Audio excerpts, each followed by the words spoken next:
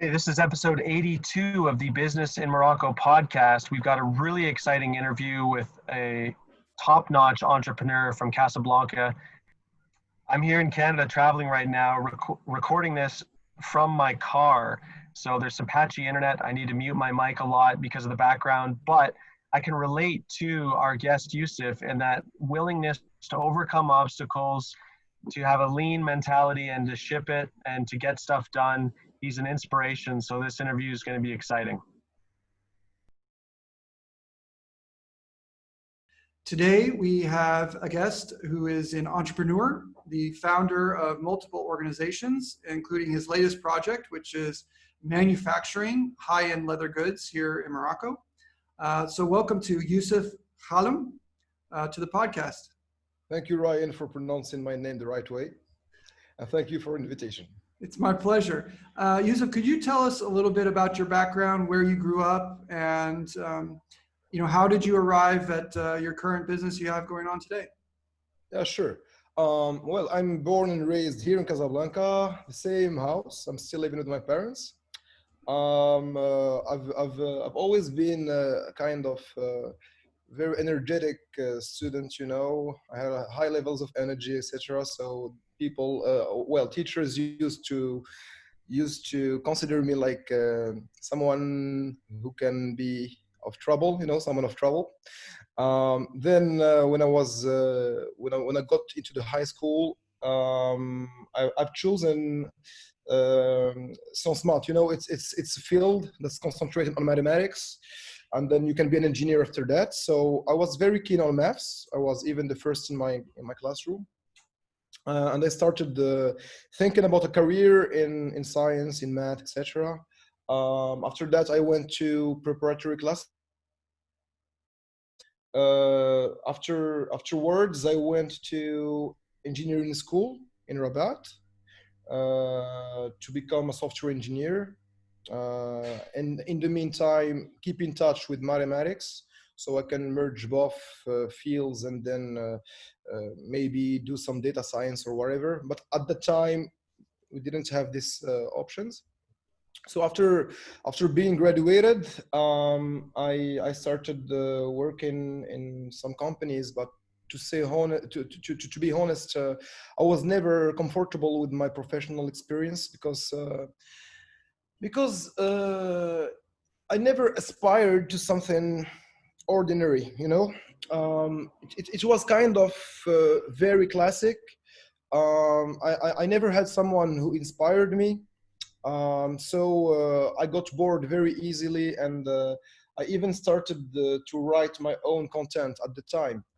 In 2010, I started my own blog about mathematics and computer sciences. That was just a way for me to express myself and to gather a community who are interested with the same topics, in the same topics. So 2 years after that, I went to a bank to work as a project manager. So I spent 2 years there, and really, to say the truth, I was really in a messy situation. I was not knowing what I was doing in my life. I felt a lot of pain, a lot of confusion. And I had to take a decision before it was too late. So I decided that I should look for projects, in Google, how to make money online, wherever, without being a person who's necessarily fond about affiliate marketing or stuff. I was just looking for ideas, for inspiration. So I discovered at that time Fiverr, Fiverr.com. It was in 2011, and that was a terrific idea. I just wanted to do something like that, and I just gathered some friends of mine, and I told them, guys, let's do something like that. But for some reason, we didn't go beyond the third meeting. We were a lot of people, and that was not easy. At the time, I didn't know that it was very important to be a leader. One leader. You don't need people around you to take decisions. but that was my first experience. So experience after experience, I decided at some point that I had to go to USA. I should maybe apply for a grant in Rabat. And at the time, I had a girlfriend who was interested in the same career. So we were working together on GMAT and stuff. And she told me, Youssef, I think that you've got a good profile, but you need something beyond your studies in your resume. So that's how I started to doing something of my own. Well, one day I just got an injury in my knee. I stood 2 weeks home, and I stumbled upon Khan Academy, in YouTube. I was really inspired, and then I started making my own math videos. And video after video, I just launched my website. It was a very unique concept at the time in Morocco. So it's got a lot of media coverage. I got some rewards, and that allowed me to get a good network here in Morocco. But the main thing that is that I was really passionate about this. I love teaching, and I love education. I love talking to people. I love communicating. I love being empathetic, putting myself in the shoes of other people. So that was the project that represented me the most at the time. So the thing is, I was really, really, really ambitious. I wanted to do everything in the same time. I thought at the time that I had the ability to do this, but just didn't succeed in this endeavor. However, Kezaku is still living today, and it's doing really good. We're around 4 million or 5 million users every year who benefit from our content.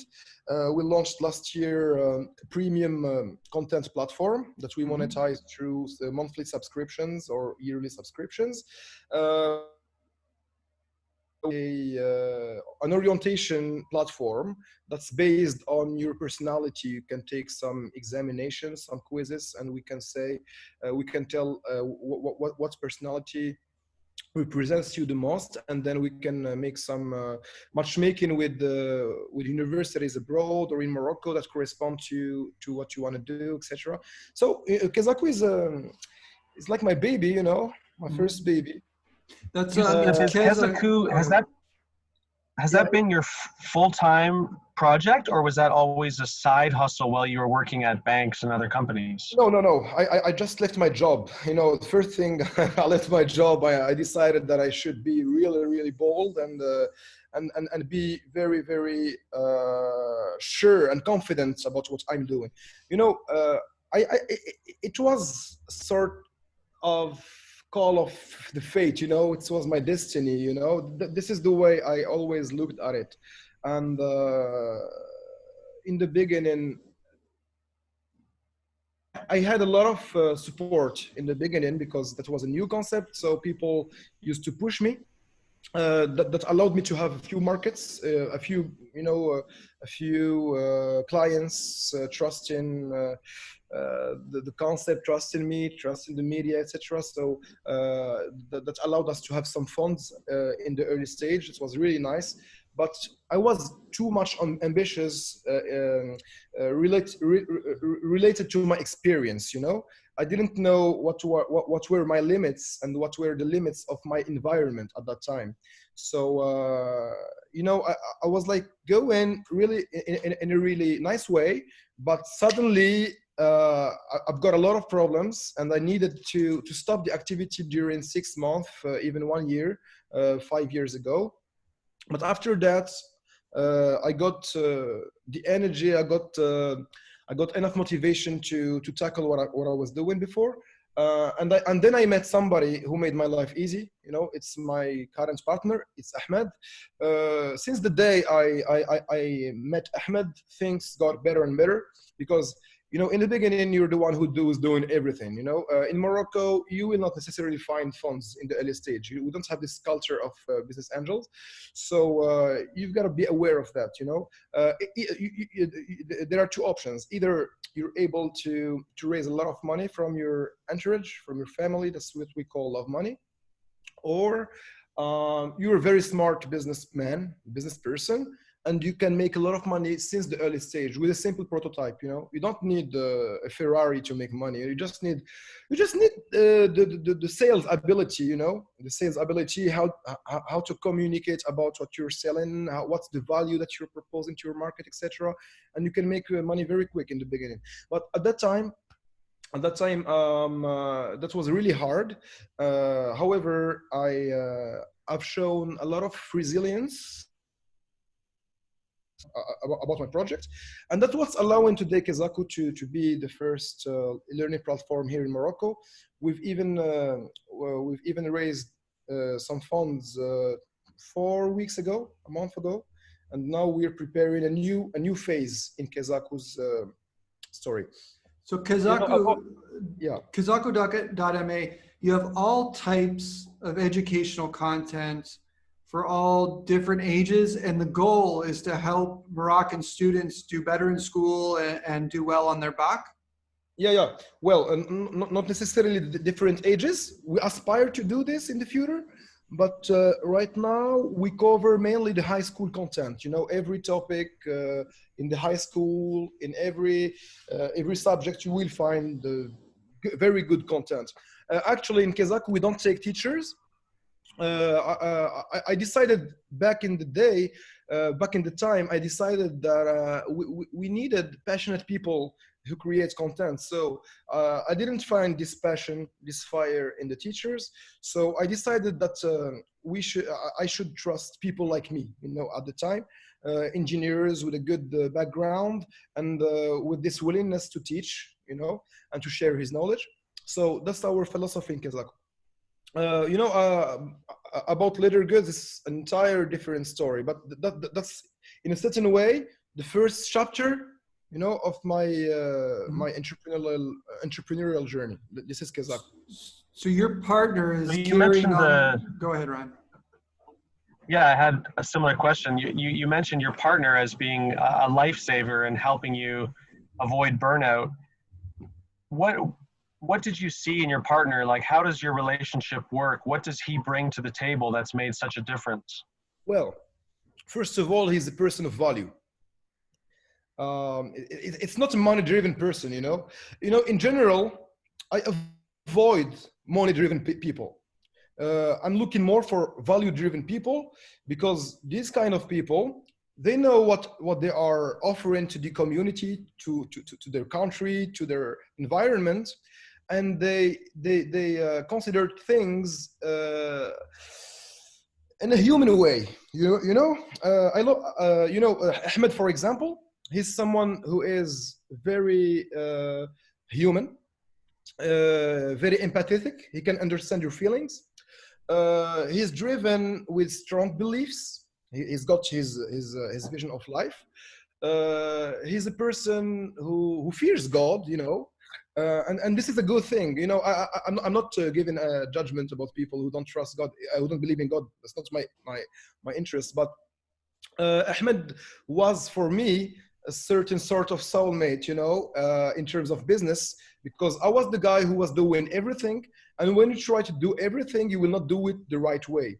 So I was doing the content. I was being the leader of the teachers, you know, motivating them and making them create content on a regular basis.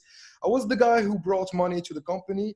I was the guy who was in charge of the website, all the digital marketing campaign, of the SEO. Oh my gosh, you know, man, that's really enriching for me. You know, in terms of hardcore skills, etc., hard skills, that's really interesting. But in the day, you've got only 24 hours, 8 hours you go to sleep, you know, so it's just, you've just got 10 hours left for your, you know, working day. You just it's not sustainable. You can't make that last for the long term, and that's why you were burning out. That's it. But you know what, man? You know why I was doing everything by my own? Because I didn't find the environment, so I needed to create one. I needed to understand more. So that was my decision. That was my call, you know. So I did that, and then all of a sudden I met somebody who happened to be a lifesaver. So the guy was running his own digital agency, It was a small company, you know, with a few clients, but he was content with it. He was good. But when he discovered Kezaku and when we met, he just fell in love with the. And we decided to work together. At the time, I was going to Egypt. I was going to spend 3 months there because I had a freelancing job, you know, 3 months, but very well paid. So I needed money at the time. I was in a very terrible situation. So I went there and I told Ahmed to take care of the website, etc. Well, before I went, we had something like 1,000 visitors every day. But after I came back to Morocco, we went to 10,000. He just did amazing job. And when I've seen the result with my eyes, you know, I was so amazed that I told him, you know, man, we're gonna go far together. And 1 year later, he was officially my partner in the paperwork, you know, in the paper of the company. And thanks to Ahmed, I got more time for myself. And then I had the chance of viewing my own future, you know, applying some sort of visual. And that's how I could start my other venture. So I can talk about it later if you want to ask me about. Yeah, no, let's do that. So you got a partner. Kezaku is still running. It's still available. People can use it. They can sign up for the premium subscription as an educational platform, mostly for high school students, right? But that allowed you to focus on other things. So your new company is called Marathi, Marathi.ma, where you sell leather goods, high-end leather bags and wallets. Although I see that you're sold out of the wallet. So Well. Maybe you could talk to us about how did you decide to enter this domain? Field. Yeah, sure. You know, it's an amazing story. And the story is only beginning, you know, we're only in the first pages of the book, you know. But last year, well, when I was in Egypt in 2018, a critical financial situation. So that's why I went to Egypt, basically. And in the meantime, I told myself, Youssef, come on, man, you've got a lot of network, you got a lot of skills. Okay, Kezaku is really good, okay, but it's difficult to make money out of an online education platform in Morocco, you know, because it's really challenging. And that was the reason why I was doing it, actually. You know, I just cannot do normal things. I'm not the guy who's going to be passionate about normal things. I just cannot. So I always decide to put the barrier really high. So I know that at least I'm going to improve. I'm going to be a better man day after day. So at the time I was in a critical situation. So I told myself, I'm seeing a lot of people, you know, very average level, you know, making a lot of money out of e-commerce or whatever. So, okay, e-commerce is a nice way to make money. Now let's think about an amazing product. Now, then I started to think, thanks to my experience in the startup world, business model, Canva, value proposition, stuff like that. And in the time, I told myself, okay, I gotta start with a niche. So maybe, why not starting with MacBook owners? There are people who are, you know, in considerable number. You can target them directly with the social platform.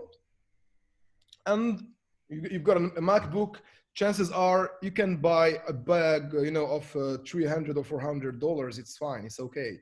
You take care of your look, you're a productive person, you know? So, and all the environment around that. So that was the beginning, that was the start. I just wanted an easier business. Let's be honest, Kezaku, it's, and that's why I got the skills that I have today. But at the time, I wanted to be more realistic, doing something simpler between codes that at least will bring some cash every month, and then I can be, you know, Leonardo DiCaprio. I can be really creative. I don't care. So I started with my own need. You know, I needed a beautiful leather bag where I can put my laptop, my MacBook at the time, and all my daily essentials. So I asked a friend of mine, Sami. I told him, man, I need someone who helped me design a bag. He told me, okay, I'm going to give you an information, but you're gonna pay me $1 million. You know, this guy is going to save your life. I told him, okay, man, when I will be a billionaire, I'm gonna give you $1 million. It's fine. So I called the guy, and I designed the first bag, thanks to him. And then what I did is I went to my garage. I love the garage, actually. It's like my sanctuary. I'm a big fan of Steve Jobs.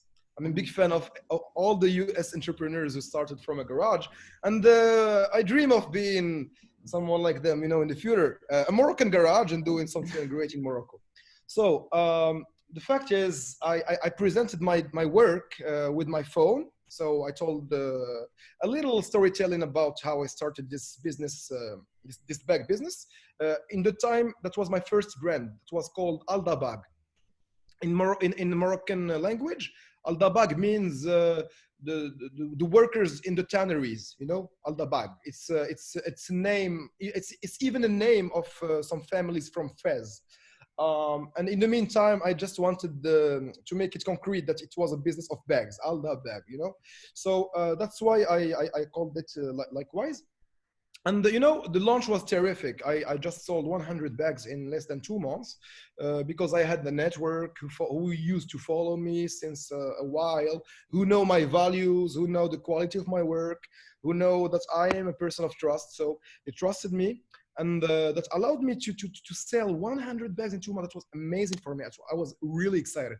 Every day I just wanted to score higher than the day before. It was like a game of dopamine, of adrenaline. It was amazing.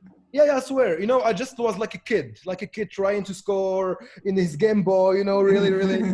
That was really fun. And and then something really important happened. I had at the time a very smart guy, engineer, working in a big company, etc. He told me, Youssef, your level of energy is higher than the product that you present now. Well, this is a long topic. I will not necessarily dig into this topic, but he told me, Youssef, you should tackle marketing and sales and let me handle the research and development and quality and management. I was fine with the idea because I knew that I just had 24 hours per day, same reasoning. So I told him, okay, let's do something together. He told me I can even invest money with you. I didn't need an investment at the time, but that's what I told myself, why not? And it happened to be a terrible mistake. But you know what?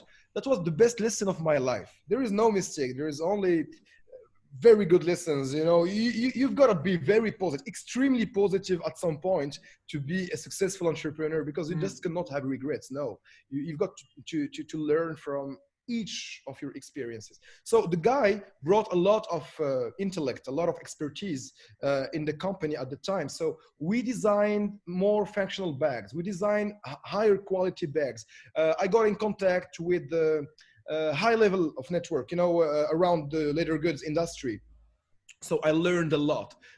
We even produced high-class marketing videos, and we got featured in BBC Arabic in Lebanon at the time. But I didn't share it because the guy was not okay.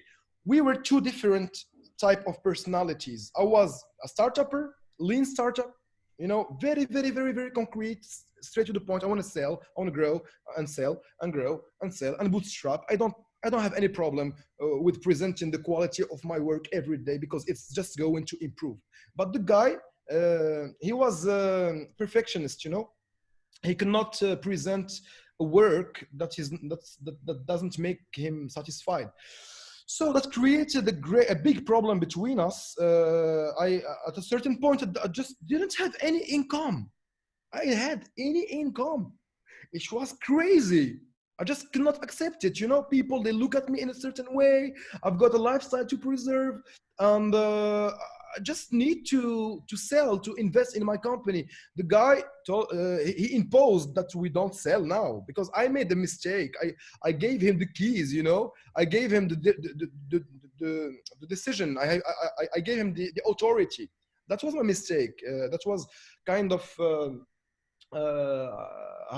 how to say it, naivety, you know. I was naive in a certain way, but That was a very good lesson. So I decided that I should stop working with him and just give up everything, you know. I just didn't care anymore because my mental health is the most important thing to me. And then this was a serious, a very severe and painful experience to me, you know. And then you got two choices: either you give up or you reinvent yourself, you know, like a phoenix. And yeah, that's true. You know, that was the most painful experience of my life at the time. I was complaining every now and then, like a little baby, you know, crying to his mom, you know. But that was good because that was the growth process. In the last summer, I read a book of Stephen Covey, and that book, you know, it healed me. It healed me because it taught me how much responsible I needed to be about my own decisions. How much how much it is important to be the captain of your boat. Don't let somebody else interfere with your decisions. So I decided that I had to be more stubborn. I decided, no, you know what I mean. I'm not saying that I don't listen to people, but when you have a vision, when you have your own way to see things, you shouldn't interfere with others. Maybe you will record their feedbacks in order to improve certain aspects of your work, but you need to keep the vision, and that's the thing. So I was with my best friend, another friend, my older friend, Ayub. That's my best friend. And I told him, man, I always get in my Facebook people asking me about the bags, but I don't have any bag to sell them. It's so frustrating, especially that I need to sell. I just want to make money again. So what happened is that he told me, okay, tell me how do you see your next brand? What do you want to do exactly? I told him, I went to several conferences about industry, entrepreneurship, education, etc. And many times I heard responsibles talking about we need e-learning on handcraftsmanship in Morocco, you know. So I told myself that's a big opportunity because I'm in both fields. I'm in Kezaku and I'm in the leather and industry. So I decided that, okay, I can start with the same products as my first brand. Yeah, maybe modifying it a little bit because I'm not a copy paste person. So, but the brand, what's the brand value is preserving Moroccan handcraftsmanship. And that's why I called the company Mirati. In Moroccan, Mirati means my heritage. So Mirati, double T, makes it sound luxurious, you know, like in Italian way. And I called it Mirati, and that was really exciting because I just didn't need to think deeper, you know, to go beyond the naming to be really motivated because I've imagined what the brand is going to look like in the future, and I started working hard. You know, I was running for my life, you know. That was very fast this year. So I decided to call the company Mirati in September, 1st September. And then I started working on the company in November, you know. It's only been 9 months, man. 9 months is nothing in comparison with what we've been accomplishing, me and my team. It's just fantastic. You know, okay, what's Mirati today? Mirati is a totally different thing that what I was imagined 9 months ago. Today, it's a company which aspires to trigger the best productivity every day of high-profile managers worldwide. So that's the mission statement of the company, you know? And then everything is possible around the mission statement. It's not just about leather bags, because let me give you a secret, guys. We're working on technology within Mirati, you know, not just trucking technology. It's too basic. We're going to do it very soon. It's basic, but we want something more glorious, something more inspirational for Moroccan people, to teach them that even in Morocco, we can do great things with the right mindset.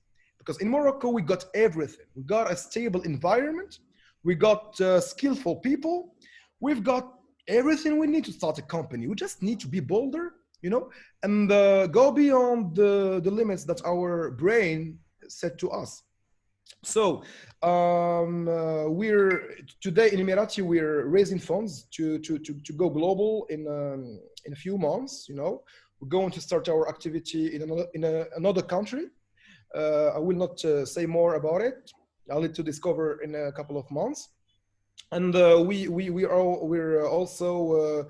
also started to work on our own workshops to be able to produce enough quantity every month, because man, you know, we've got a lot of orders, but we cannot fulfill them all because we're still in the startup phase.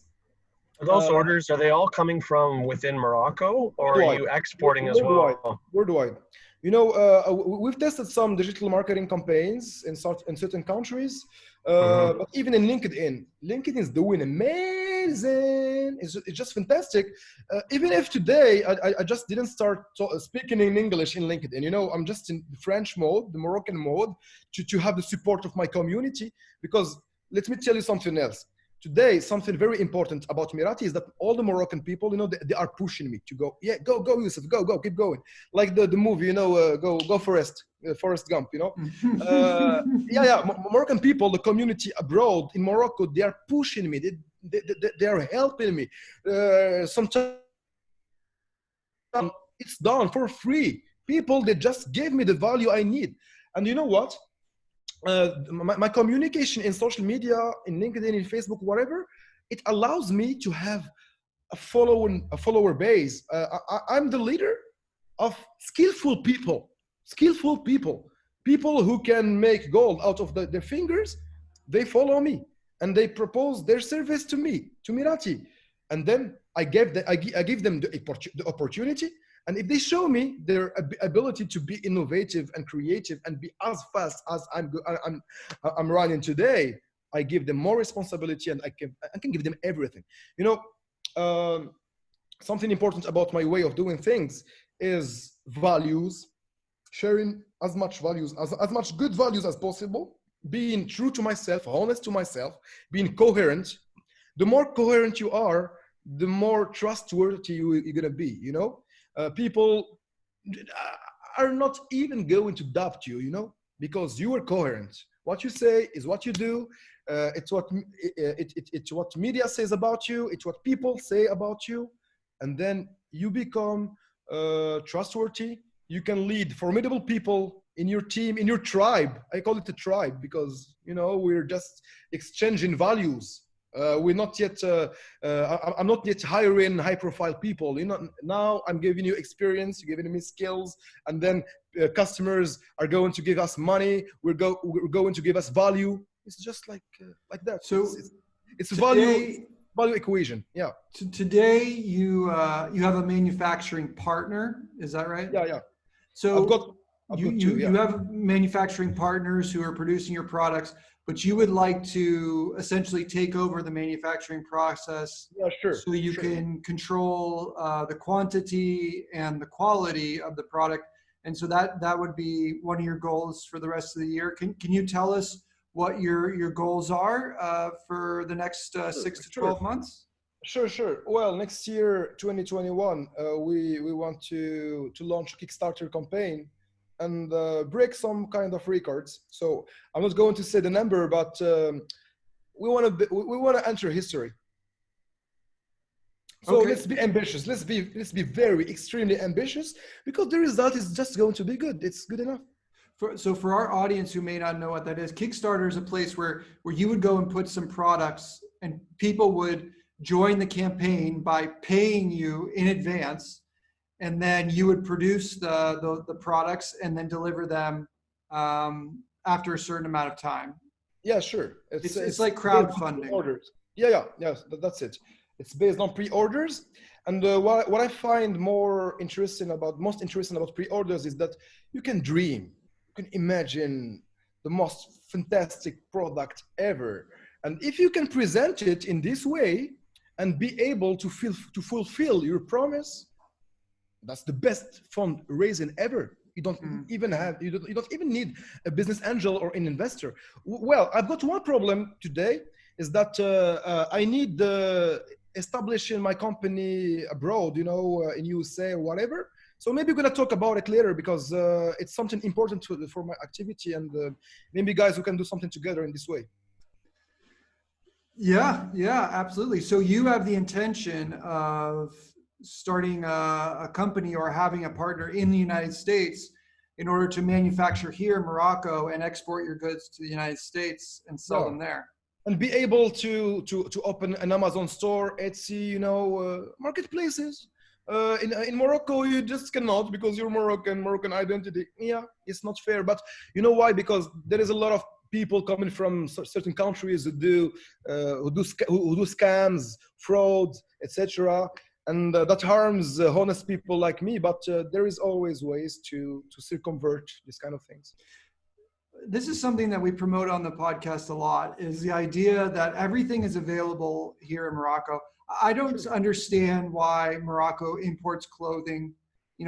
I don't understand why there are so many imports of so many things that could be created here in Morocco and then exported around the world. So I think it's a great idea.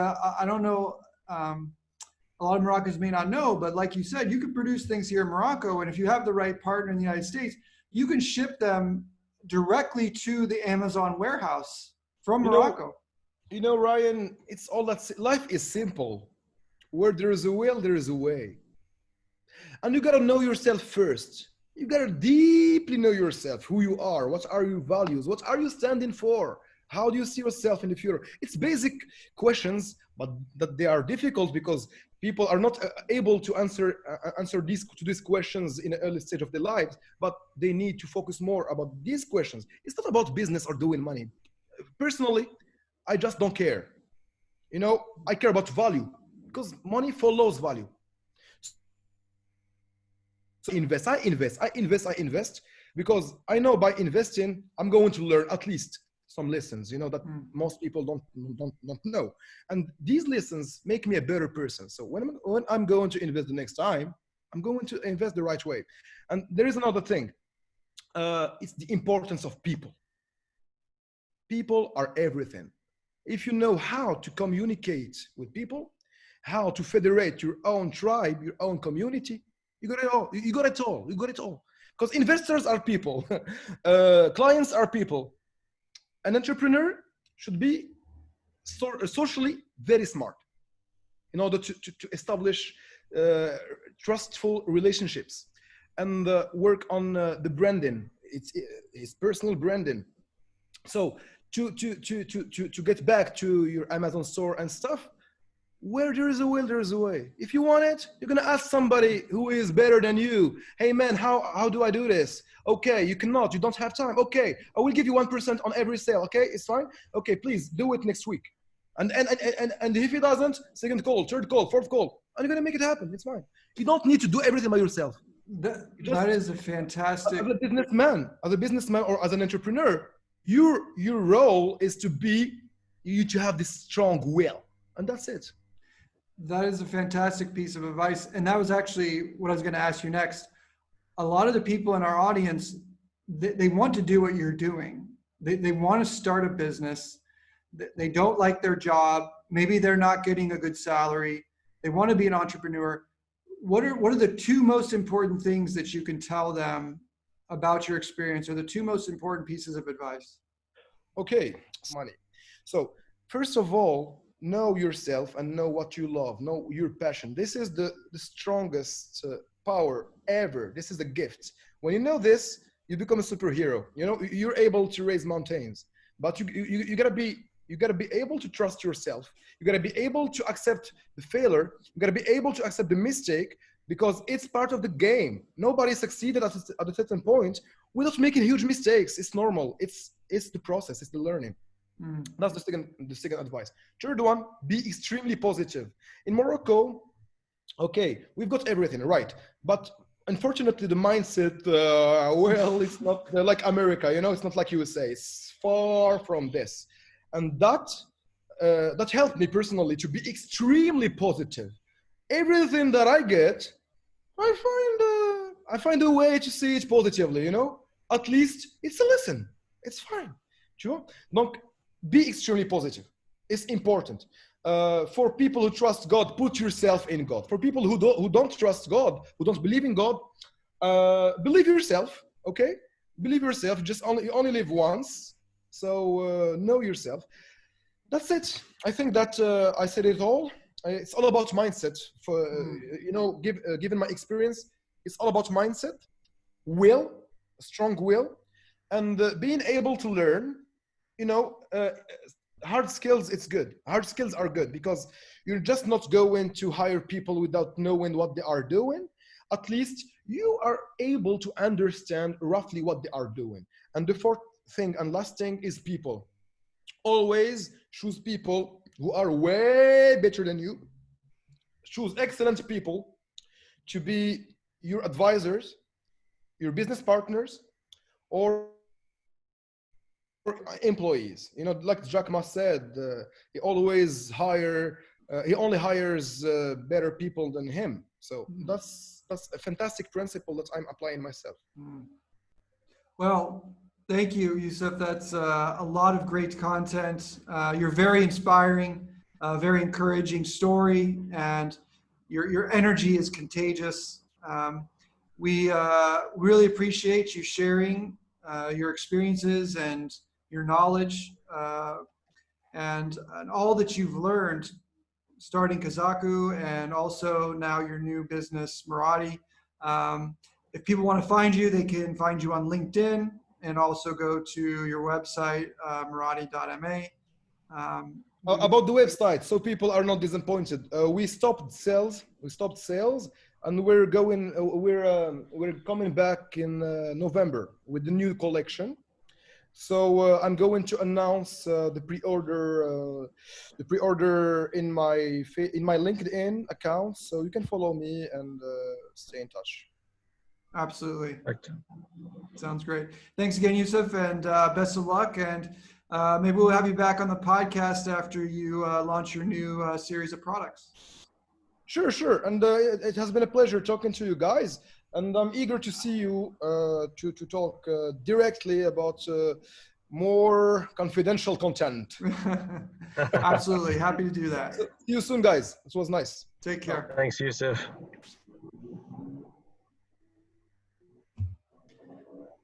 Well, I'm jazzed. I'm excited. I've got tons of energy and motivation after having that interview. What do you think, Ryan? Yeah, he, like you said in the wrap up, he's a very inspiring guy, and I love his attitude, his mindset. Yeah, if this doesn't work out, I'm going to learn through it. So I'm going to gain the experience. I'm going to gain skill sets. So I can't lose. There's no risk for me. It's going to work out in the end. And so I love his perspective. That's allowed him to pursue things that a lot of other people would back away from. Yeah, and I don't know if the audience caught it, but he did mention that he was deeply impacted by something that you're very close to, right? Stephen Right. Covey. He said it was one of the Stephen Covey books that really inspired him to take the lead and overcome obstacles by kind of being a captain. I hear that too, getting that plug for Stephen Covey and the 7 Habits. Yeah, and so for our audience, you absolutely have to go to the website. You have to look at these bags and these leather products. They're beautiful. They look amazing. And yeah, we'll all be waiting for the next line of products to come out in November. So yeah, and one other great lesson from his story was just the power of collaboration. He had a really positive experience with a partner, Ahmed, who really helped him with Kezaku and allowed him to take it to the next level. He realized he was burning out and he couldn't do everything. And so he found the right partner that was together. They were able to accomplish more than he could by himself. But then also a negative partnership where the guy's standards were different. He's more of a lean startupper, wants to just ship it, needs to get cash to fund the company. But the other guy is, probably a craftsman that just wants to ship high quality products. And, for those of you who have listened to or read Steve Jobs' biography, that was one of the tensions that he had as well. He wanted to ship these perfect products, but need to sort of find that line where you're shipping quality, it's good value, but you're also making money, especially when the company's young and getting started. So having the right partners is crucial.